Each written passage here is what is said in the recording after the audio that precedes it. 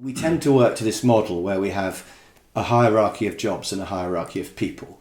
So we have jobs from really big, difficult, creative strategy type things, right down to, at the very bottom, totally routine, system-y things.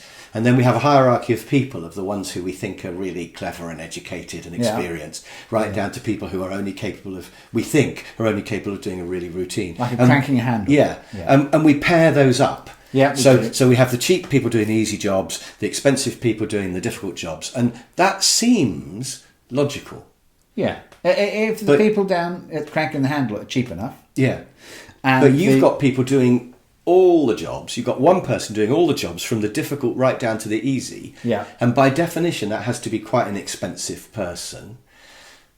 And yet, you're finding that's more efficient because you don't have all the communication links between people. And also because the people at the bottom doing the routine stuff, their heart's not in it. So, Chris, I just wanted... Is that right? Well, it's a shit job, isn't it? Yeah. You know, if you take the best... But we pay them shit money, so there's a justice to it. Well, it's sort of a justice to it, doesn't but work. It's soul-destroying, and the best part of the person that you've hired isn't coming to work.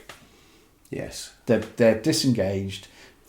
You've got a pair of hands. And either that person could, if they were given a chance, find better ways to do it, or the higher up people, let's call them that, if they were doing that job, they would find better ways to do it. But somebody needs to find better ways to do stuff. But even if they do better ways of doing it, Chris, if I can interrupt there, because even if they do find better ways of doing it, it might be worse for the organisation.